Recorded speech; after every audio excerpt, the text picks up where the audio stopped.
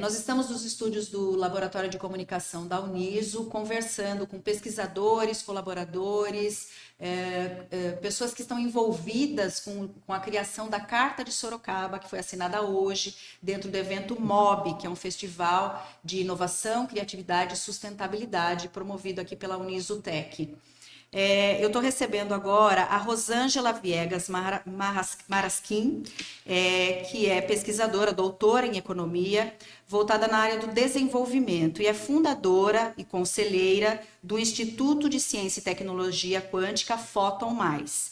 E o Leonardo Rossato, que é pesquisador, ele é mestre em física lá na Universidade Federal do Rio Grande do Sul e é presidente do Instituto Fóton. Então, muito obrigada pela presença de vocês. Eu vou começar com a Rosângela, Leonardo, e queria que você explicasse o que é a Carta de Sorocaba. Perfeito. A Carta de Sorocaba é um instrumento que nós formalizamos o início de uma etapa de integração nacional que vai culminar com o Manifesto Nacional Quântico. Qual é o nosso objetivo e qual é a dor que a gente sentiu? O distanciamento das instituições, dos pesquisadores e dos empresários, não só na questão quântica, mas do próprio desenvolvimento da ciência e tecnologia nacional. Pensamos que, nesse evento, nessa oportunidade que nós estamos aqui na Unisco, com o evento do MOB, poderíamos fazer uma rodada de entendimento de qual é o estado da arte do desenvolvimento da ciência e tecnologia quântica no nosso território nacional. E disso nos inspirou a partir do Manifesto Quântico Europeu, que foi publicado em 2015, e por que nós não fazemos esse processo aqui no Brasil em 2025, um pouco depois. Mas, enfim, inspirados, então, no documento europeu, nós criamos uma estratégia através de uma metodologia de pesquisa qualitativa, buscando as pessoas que pudessem responder às questões principais dos Objetivos de Desenvolvimento Quântico Nacional nessa contribuição de ações que poderiam vir a ser desenvolvidas a partir de então, convidando quem para responder este questionário qualitativo? A quadra para eles, governo, academia, pesquisadores e os empresários. Então, é a partir desse momento que a gente diz, não, a gente não precisa fazer só um evento em Sorocaba para falar do estado da arte. A gente pode convidar antes desse evento, e foi isso que fizemos do período do dia 5 ao dia 12 de maio, nós aplicamos o questionário que foi aberto, então, à comunidade, não só científica e empresarial da região Sudeste, que culminou, então, hoje na apresentação desses resultados. Nós nos damos conta que, como queremos fazer um documento nacional, nós precisamos entender as especificidades regionais.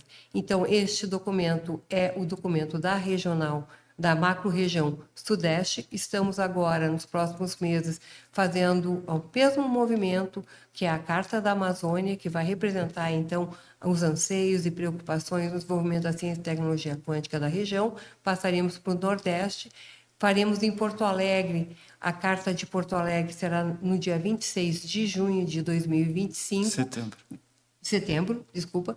Do dia 26, então, de setembro, em Porto Alegre. E encerraremos o ciclo das 5 macro-regiões do nosso país na cidade de Goiânia, no dia 14 de abril de 2026.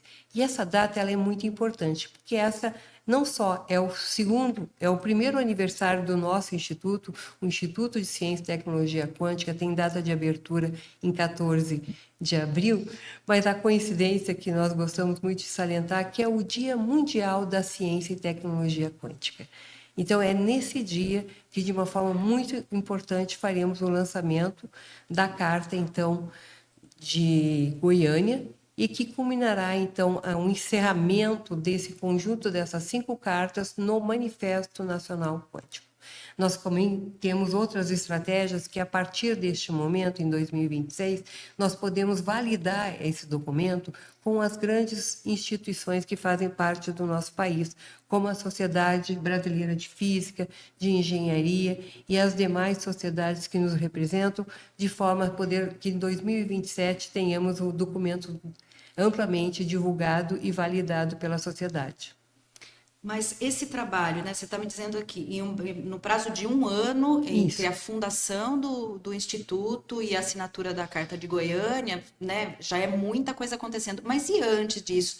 Esse processo envolveu também uma preocupação de vocês, envolvidos com pesquisa. Então, eu vou passar minha primeira pergunta para o Leonardo nesse sentido.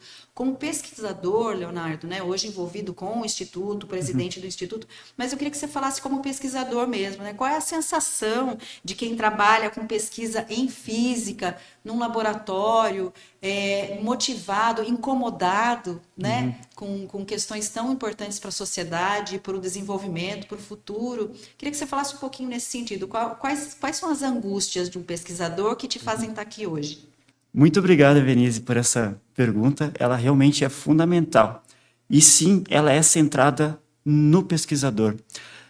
O que nos motivou a formar todo esse instituto, todo esse movimento, é justamente quando o pesquisador, e aí eu me incluo nisso, ele vai estudar algo tão complexo quanto física, física quântica, computação quântica, ele acaba, né, desenvolvendo toda uma quantidade de esforço contínuo ali, e ele acaba tendo que, nesses esforços, acabar focando em algo tão específico quanto um cálculo, ou ficar horas no seu quarto estudando, programando, e aí algumas outras habilidades, como, por exemplo, a capacidade de se comunicar, acabam sendo um pouco mais desafiadoras para essas pessoas. Então, o que acaba acontecendo agora, de uma forma mais vendo de fora, é que esses pesquisadores eles acabam ficando isolados. Às vezes eles querem muito conversar sobre aquele assunto específico, aquela tese dele do doutorado, que ele já está ao longo de 8 anos estudando, e ele não consegue como conversar com as pessoas, eles não encontram. E aí surge isso que seria o isolamento do pesquisador e também da pesquisa. E nós, institutos, o que nós pensamos? Nós começamos, então, a organizar todo o movimento estudantil, inicialmente, onde o que acontecia? Há muitas universidades, como, por exemplo, a própria que eu acabei me formando como mestre, entre outras pessoas, onde não haviam professores de computação quântica, não há professores de computação quântica, não há disciplinas de computação quântica, e quando eu falo computação quântica, não é só o chip quântico. Eu estou me referindo a toda a tecnologia em volta, eu estou me referindo à comunicação quântica, que vai entrar em segurança, eu estou me referindo à parte de sensores quânticos, que é algo muito importante. E está vendo que computação, ela não é só computação, ela tem física, ela tem biologia, porque é sensores, eu tenho engenheiros aqui envolvidos, então tem toda uma gama de muitas áreas envolvidas, e não tinha suporte dentro desse meio acadêmico. Então, o que acaba acontecendo? A academia, ela é excepcional, ela é a ciência ali. Então, o que nós fizemos? Vamos buscar um recurso que já tinha, por exemplo, lá na medicina, que é as ligas acadêmicas. Vamos trazer esse recurso para dentro da computação e aplicar? Deu muito certo. A gente organizou na URGS, começamos a organizar, então, ensino, pesquisa, extensão ali com os alunos mesmo, de várias áreas de graduação, de mestrado, doutorado. É nesse momento, por exemplo, eu, enquanto CPF, começo a organizar aulas sobre computação quântica aplicada para início de graduação, ensino médio, ensino fundamental, e a gente percebe que isso acabou crescendo e que não era só na URGS. Outras universidades, outras instituições também teriam esses desafios. Afinal, a URGS, ela é uma grande referência no nosso estado e tinha esse desafio. Então, outras universidades também deveriam ter. E a gente foi começar a conversar com essas pessoas. Isso aconteceu quando? Quando é que vocês começaram? Isso aconteceu o começo foi em junho de 2024. 2024, ou seja, ainda não fez um ano. Não fizemos um ano. Agora. E já aconteceu tudo isso. E isso é muito importante. Que lembra que eu falei que o desafio do isolamento do pesquisador? Todo mundo percebe isso quando começa a trabalhar e fazer. Mas quem que começa a fazer isso? Quem começa a juntar essas pessoas? E aí, quando nós, estudantes que saímos de um grupinho de estudos, começamos a... vamos abrir um WhatsApp, vamos conversar com as pessoas, vamos formar ligas, e aí começa a falar com a Federal do Paraná, com a Federal de Pernambuco, com a Federal de Manaus, e começa a criar essas ligas, a gente começa a criar uma colaboração nacional. E a gente começa a ser realmente a liga entre essas instituições. E isso tem um tracionamento, ela acaba escalando de forma muito rápida, no qual, em menos de um ano, nós, além de ter formado toda essa colaboração nacional de ligas, a gente culmina todo em um instituto de ciência e tecnologia em computação quântica. Porque esse é o primeiro desafio, é o conectar os pesquisadores. Isso é realmente um grande desafio, é muito importante. Mas ok, temos aqueles grupos, organizamos grupos de vários jovens talentos, porque a gente entende que o futuro são os jovens, e os jovens talentosos que vão dizer o que vai acontecer na prática, não só na ciência, mas na sociedade como um todo. Então, a gente tem esses grupos de jovens aqui, pensando para frente, querendo fazer as coisas, mas eles têm outros suportes que eles precisam ter em volta. Não é só simplesmente ir lá e fazer as continhas e ficar no seu quarto trancado, agora um monte de gente, né? Não, a gente tem que pegar esse grupo e falar, e aí, como que tu vai aplicar essa tua tese? Como que eu me desenvolvo?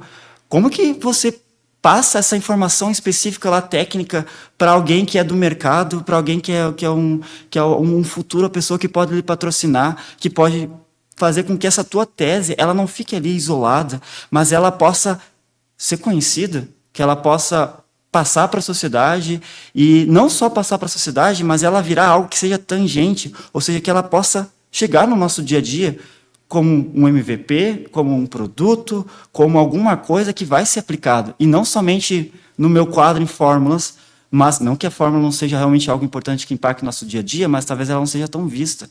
E aí, quando chega em forma de um produto, de alguma aplicação, de um sensor, aí as pessoas olham e valorizam aquilo.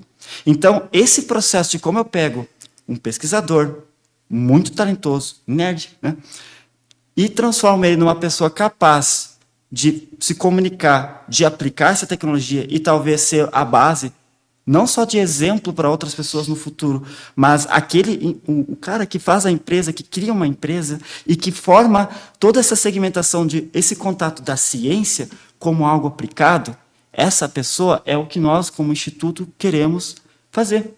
Então, é justamente isso, essa esteirinha de como a gente traz todo esse lado do pesquisador e empreendedor. O que acontece? As tecnologias, essa ciência que está emergindo, essas ciências incipientes, é uma palavrinha difícil, mas é aquilo que está a vir e é muito próximo, e é aquilo que está a vir, mas não só muito próximo, mas é muito próximo com um impacto muito grande.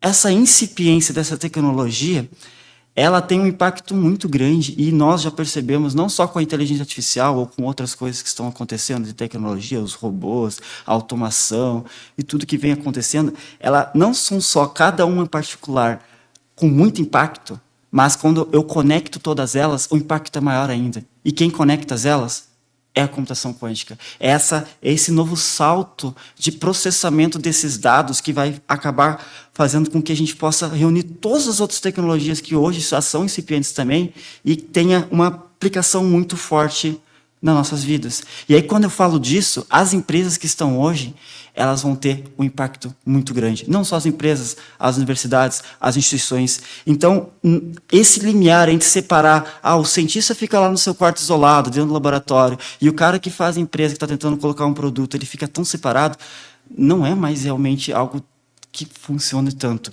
sabe? É necessário ter essa junção, onde eu tenho uma ciência, uma empresa de ciência, ou seja, uma empresa que tem um pesquisador ali do lado falando assim, tá vindo essa informação nova aqui, tem algo ali do nosso laboratório, do que eu estou estudando enquanto ciência, que é muito importante e vai impactar aqui. Então tem que olhar para isso. E aí a gente começa a ter então essa comunicação entre a ciência e o mercado.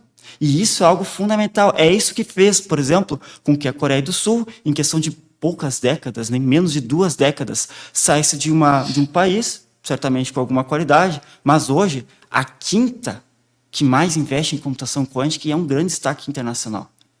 Então, por que nós, enquanto brasileiros, e aqui a gente vota, porque a computação quântica ela vai abarcar em soberania, então por que nós, como brasileiros, temos que olhar para que os países desenvolvidos, para que os países não desenvolvidos no sentido de algo melhor, mas nos países que já têm alguma, digamos, capacidade de conseguir, né, ter mais desenvoltura nessas áreas de pesquisa, como que eles fizeram, como que eles chegaram lá? E quando a gente olha para isso, a gente vê que é com essa conexão. E é isso fundamenta o nosso instituto. Muito bom. Pegando esse gancho do desenvolvimento e da economia para um país, né, aproveitando a sua área de pesquisa, como é que a gente pode imaginar o que vem pela frente para o Brasil, né? Havendo esse compromisso, essa grande junção de interessados, né, que vocês estão fomentando a partir das cartas, desse trabalho de um ano que vocês estão desenvolvendo até abril do ano que vem, o que pode acontecer com um país, com o Brasil, o cenário que a gente tem hoje, o que você consegue prever ou imaginar ou planejar? Eu acho assim, não, eu não vou entrar no mérito da economia em termos de resultado, porque na verdade a quântica ela é um tsunami tecnológico e que os países que não estiverem preparados terão realmente problemas sérios de soberania nacional, segurança de informação e outras coisas que serão bastante prejudiciais. Então não Essa é só parte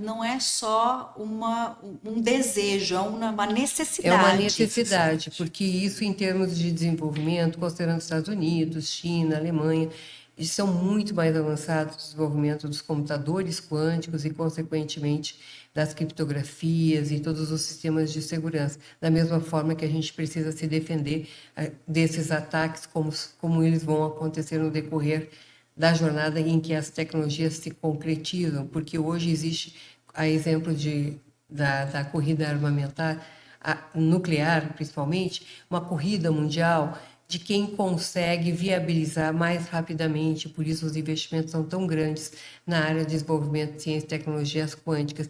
E como envolve segurança nacional, óbvio que também que essas tecnologias não são divulgadas amplamente. A gente sabe que o desenvolvimento já está muito maior em outros países, mas nós não temos acesso, até pela condição de país que nós temos, de país do eixo sul, como a gente chama, a gente faz dentro da economia uma distinção. Os países do norte são os desenvolvidos, do sul, os em desenvolvimento ou subdesenvolvidos. E aí, quando se vê, a gente não tem acesso às tecnologias, porque é uma questão também de dominação. A ciência também tem essa questão, e a gente procura, então, olhar como que nós podemos desenvolver os nossos ecossistemas de inovação nacional. Esse trabalho já tem sido feito já há muitos anos aqui no Brasil, a gente tem procurado, porém a gente não conecta necessariamente a ciência como a mola propulsora do desenvolvimento da inovação. Eu trabalho também com economia criativa. No setor da economia criativa, nós temos não só as áreas de artesanato, audiovisual, mas nós temos a área da pesquisa e desenvolvimento, hardware, software, games, fazem parte da economia criativa. E na construção dos ecossistemas criativos, sustentáveis, inovadores e inclusivos, nós temos que trazer a pesquisa e a ciência como instrumentos de criatividade e de conexão. Por isso que a gente chama, e eu falo que ciência é arte e que pesquisador é artista, e que todo esse movimento ele tem que acontecer de uma forma orgânica, porque pode ser que nós não tenhamos os melhores recursos financeiros quanto nação, pode ser que nós não tenhamos as mesmas armas que os outros países desenvolvidos já têm, mas nós temos criatividade nacional, nós temos muitos talentos, e o que nos falta, e nós identificamos isso, e por isso que o Leonardo traz com muita propriedade a questão do isolamento. Então, quando a gente fala o que nós podemos olhar quanto desenvolvimento nacional, primeiro passo: quem é você, o que você está fazendo, que tipo de pesquisa, o que está te faltando, como que a gente pode colaborar, co-criar e criar toda uma nação com um olhar colaborativo, de rede. E muito provavelmente existe um segmento no empresariado que já sabe disso, que ele pode encontrar no pesquisador uma solução para aquilo que ele tem, um desafio dentro da empresa dele, ou que o cliente dele, né, está apresentando como necessidade. Nas grandes corporações, mas sim. Muitos outros vão despertar para isso. Nas grandes corporações, a gente já tem normalmente os centros de pesquisa, de P&D que a gente fala, ou alinhado com um ICT ou interno das próprias grandes companhias.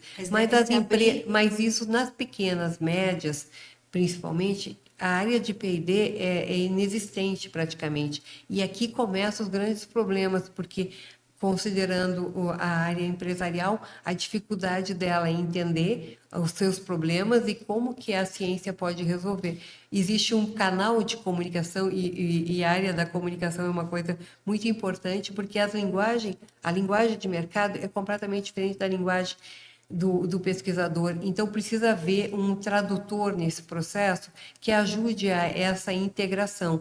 E como que a gente vai fazer? Vai fazer isso com o pesquisador, mostrando para ele como é o processo de empreendedorismo e da parte da indústria e das empresas, transformando elas em base ciência. Mas também surgem muitas necessidades, eu imagino que no campo jurídico, de contratos, porque são áreas que nunca foram, Totalmente nova. né, alvo de contrato. Então, Exato. é preciso envolver muitos segmentos, né, para discutir riscos, necessidades, fragilidades. Existe uma mudança, a necessidade é uma mudança comportamental de entender o que é competitividade nacional. A gente tem que olhar isso não mais como apenas aumentar a produtividade, como a gente tem trazido, vamos melhorar a produtividade. Não, a competitividade é fundamental. Como é que eu melhoro a competitividade? Eu vou ter que passar pela trilha da pesquisa de ciência e desenvolvimento. E aqui eu preciso ter um aculturamento da própria indústria ou das próprias empresas do que como integrar a ciência no seu negócio. Isso é um grande desafio e eu gosto de salientar. A quântica ela não vai ser uma inteligência artificial que vai simplesmente potencializar apenas os negócios. Se tua empresa não estiver preparada, tu tem realmente o risco grande de deixar de existir por uma série de condições que são bastante drásticas, porque tu vai ter que dominar não só a inteligência artificial, machine learning e a computação quântica. E isso tudo é muito forte, é muito potencial, e a gente sabe que a inteligência artificial com a computação quântica vai ser potencializada de forma a resolver os problemas mais complexos. Isso vai fazer com que tem certas coisas que vão deixar de existir, porque não vai ser mais necessário. E como que a gente continua sendo necessário enquanto empresa e negócio? Como que a gente sobrevive no mundo quântico? Isso é um grande desafio, é uma grande ameaça e isso vai acontecer. Ah, não, isso vai demorar para acontecer no Brasil? Ah, ok, pode levar 15 anos. É a próxima geração. Precisa de manual, precisa de Metodologia, né, de planejamento. De mentoria, de ensino. Tutoriais de como conseguir. Mas né? primeiro precisa dar conta que precisa. E principalmente se dar conta que precisa. Fazer as pessoas se encontrarem, né? O começo foi fazendo as pessoas se encontrarem. Leonardo, você poderia me dar um exemplo ou citar, né, um pouco do perfil desses pesquisadores que vocês já envolveram? Então, se você puder citar as universidades ou o tipo de pesquisa, olha, a gente tem, eu descobri a partir dessas iniciativas de formar uma liga, um pesquisador da Bahia que tem algo que me interessou, ou as variedades nesse sentido. O perfil do estudante que está conosco, aquele pesquisador, é aquele que quando está conversando sobre isso, ele brilha o olho, ele fala, eu quero estudar mais. É essas pessoas que elas começam a perceber que o futuro pode ser construído hoje, ou seja, com o meu esforço aqui, pode ser pequenininho, mas eu começar aqui e eu vou continuar, eu vou me esforçar, eu vou estudar, independente do que seja que eu vou estudar, mas o que eu vou estudar, e eu vou estudar mesmo, eu vou me esforçar, vou me colocar ali. É essas pessoas que a gente quer. Então, vai ter desde um físico aplicado, por exemplo, vou até pegar eu. Eu era um cara que trabalhava com economia, meu mestrado em física aplicada em economia. Eu peguei algoritmos de astrofísica e adaptei para análise de indicadores socioeconômicos. Mas isso tem aplicação em computação quântica, é a área de quantum finance. Quando eu pego, por exemplo, métodos de física e adapto, então, algoritmos quânticos para algo de uma análise financeira. Bom, da mesma forma, eu poderia ter um perfil agora de um físico que é astrofísico. Tá? Mas vamos pegar agora um outro exemplo. O Álvaro, um dos nossos associados fundadores, ele é da farmácia. Só que ele entende, e isso é muito interessante, que a farmácia é uma das principais indústrias que vai ter um impacto de uma computação quântica. Porque a computação quântica é como se fosse o seguinte, ó. Eu tenho vários pontinhos, né? Digamos, numa luz, ela tem vários fótons, e é como se cada um desses fótons fosse um mini computador. E eu tenho essa quantidade muito grande de computadores, e o que acontece? quanto mais próximo dessa escala quântica, dessa escala menor que o nano, se aproximar ao meu problema, mais fácil vai ser resolvido esse problema. E o que a gente trabalha com menor que o nano? Moléculas. A gente trabalha com biomoléculas, com fármacos, com indústria bioquímica. Então, a farmácia, ela precisa muito e ela está investindo muito, não só a farmácia, mas a indústria médica, por exemplo, que depende desses remédios, da indústria de vacinas. Então, existe toda essa parte de farmácias, que o Álvaro saiu de uma farmácia, e ele pensou lá no início, nem computação quântica ele começou. Ele começou como inteligência artificial. E aí o caminho da inteligência artificial, a inteligência artificial do futuro, é a computação quântica. Então, qual que é o perfil? É aquela pessoa que ela quer estudar, independente da área específica, aquela pessoa que quer estudar e quer fazer uma aplicação. Então, eu posso vir, por exemplo, de um engenheiro químico que trabalha com materiais, ele quer otimizar o material que ele trabalha. Por exemplo, hoje a gente utiliza DFT para fazer uma previsão de uma densidade de elétrons, alguma coisa, uma característica, uma propriedade eletromagnética ali no meu material, que eu possa melhorar ele. E às vezes é muito caro, é muito custoso eu fazer isso no laboratório. Então eu proponho simulações lá no meu laboratório, mas um laboratório com PCs, não um laboratório de químico. E aí nesse laboratório de PCs eu consigo fazer várias previsões. Tá? Várias previsões de como poderia ser a minha molécula se eu testasse com tal forma. Ou se eu dopasse ela com um novo átomo, alguma coisa assim. E esses cálculos hoje são feitos com computação clássica, né? Utilizando alguma outra forma de física quântica, mas quando eu coloco toda a capacidade de processamento de um computador quântico, eu estou em outro patamar. Eu consigo, então, fazer algo muito mais imponente a nível de pesquisa. Tá? Principalmente quando já tiver de ter esses chips quânticos na capacidade dele máxima. Seja lá se vai ser daqui 5 anos, 10 anos, mas a questão é que ele sempre vai estar melhorando. Então, quanto mais tempo passa, maior é o impacto que vai ter de aplicações hoje, por exemplo, de um novo material utilizando simulações, testando já esses computadores quânticos. Tá? E eu imagino assim que essa grande rede ela vai agilizar processos, facilitar encontros, impulsionar, né, pesquisas, enfim, gerar muito movimento nos diferentes setores envolvidos. Eu gostaria, Rosângela, que você me falasse, tentando, né, trazer um pouco de prática aqui para esse final da nossa conversa, dos objetivos de desenvolvimento quânticos. A carta tem vários objetivos. São 11 objetivos, 11 ODQs. ODQs. E esses objetivos, eles vão, então, servir de guia para poder direcionar, encaixar, enfim, as pessoas interessadas. Fala um pouquinho disso e Como eu me dá comentei, um exemplo.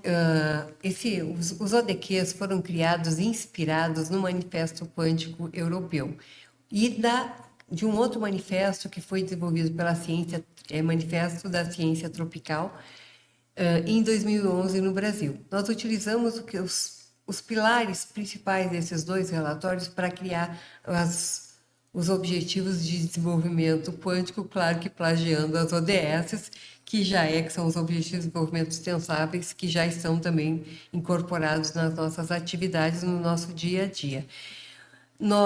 A partir deles, nós aplicamos essa pesquisa, como eu já havia comentado, uma pesquisa, e identificamos eixos estratégicos prioritários, que ficaram exatamente o desenvolvimento da infraestrutura, a construção de laboratórios, de necessidade quântica, a importância de um plano nacional integrado de comunicação e desenvolvimento da ciência e tecnologia quântica, envolvendo a quádrupla hélice, um planejamento até 2045, estabelecendo quais são as nossas metas, quais são os nossos objetivos e como que nós vamos fazer isso acontecer. Isso não vai ser feito pelo fóton, nós não poderemos fazer, nós podemos colaborar com a orquestração na construção desse ecossistema, mas temos que envolver todas as instituições empresariais, públicas e acadêmicas para colaborar na formação, então, dessa solução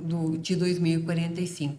E um outro eixo estratégico prioritário que saiu dessa pesquisa da Carta, que foi publicado hoje, foi a valorização dos talentos, que é a nossa base. Então, olha Outra também, além disso, foi a questão financeira, mas a construção de uma infraestrutura, valorização dos talentos e a construção de uma base permanente de financiamento prolongado para essas pesquisas foram as principais eixos estratégicos para nós trabalhar a partir de agora. Muito bom. Para terminar, eu queria que vocês falassem um pouquinho dessa vivência que vocês tiveram aqui, né? Vocês chegaram em Sorocaba, chegaram aqui na universidade, na Uniso.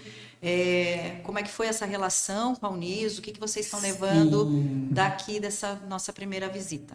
Eu tive a oportunidade de já fazer algumas conexões. Nós temos, como o Leonardo comentou, fomentado o desenvolvimento de ligas acadêmicas. E nós já demos o passo inicial aqui na Uniso para formar a Liga Acadêmica de Computação Quântica. Vamos conversar mais à tarde, inclusive, para deixar isso já alinhado de maneira que nos próximo mês, a gente já tem a potencialidade de ter a Liga Acadêmica de Computação Quântica aqui da Uniso já formada. E o segundo passo, a suportar e dar todo o apoio, porque todas as ligas acadêmicas, elas são unidas pela Liga Acadêmica Nacional Feynman, que também nós criamos dentro dessa nossa jornada, de maneira a poder integrar as ligas acadêmicas nacionais. Então, a Uniso, com a sua liga acadêmica, já bem fará parte da Liga Nacional, pela própria formação dela, e com isso potencializando os interesses e o desenvolvimento dos pesquisadores daqui, junto com os demais do país. Nessa sequência, nós temos a Universidade, a Uniso, do qual nós já convidamos para ser nossa parceira, através da assinatura de um termo de colaboração que nós estamos organizando agora com os departamentos pertinentes, para que a gente também possa potencializar fomento, oportunidades de pesquisa do desenvolvimento da ciência e tecnologia quântica com a universidade. Então, é muito mais do que a carta que sai daqui. É muito mais né? do que a carta. E você, Leonardo, o que você está levando daqui, assim, como lição de casa? Há um ano atrás, era só um grupinho como um hobby falando sobre computação quântica. E hoje, depois de toda essa semana, não foi apenas aqui, a gente foi convidado por muitas instituições, parques tecnológicos, e poder ver esse olhinho brilhando que eu comentei do perfil, e não só no jovem, mas naquelas pessoas que já têm toda uma trajetória, que já estão em cargos de importância, brilhando o olhinho quando eles veem que o que a gente está fazendo, o que nós, enquanto essa proposta de esse movimento de unir, né, em prol da computação quântica, das tecnologias quânticas, quando eles brilham os olhinhos e falam o seguinte: como que eu posso participar disso? Como que nós, enquanto instituição, porque geralmente essas pessoas já são a algum cargo, né, como que nós, enquanto instituição, podemos auxiliar e contribuir com essa questão? Isso é o que tem me norteado nessa última semana, e até perguntando para onde que é o próximo passo. Porque antes dessa semana, nós éramos e agora nós temos toda uma nova forma de perspectiva de como colaborar, porque não é agora só o Rio Grande do Sul, agora tem toda a região de São Paulo, e tem cada vez mais propostas, e muitas propostas mesmo, de pessoas que querem contribuir por isso, porque era realmente uma necessidade que estava incipiente e que só faltava alguém que começasse, que é o nosso slogan. Primeiro a gente começa. Depois a gente melhora. Muito bom. Os encontros devem gerar muitos brilhos nos olhos aí e oportunidades para vocês. Muito obrigada. Então, eu conversei com Rosângela Viegas Marasquim, doutora em Economia do Desenvolvimento, fundadora e conselheira do Instituto de Ciência e Tecnologia Quântica Fóton, e o presidente do Instituto, Leonardo Rossato, que é pesquisador da área de Física. E muito obrigada pela presença, que realmente novos encontros surjam, oportunidades, e que vocês possam voltar aqui para a Uniso para a gente poder atualizar sempre, tá bom? Combinado. Muito obrigada. Muito obrigada. Muito obrigado.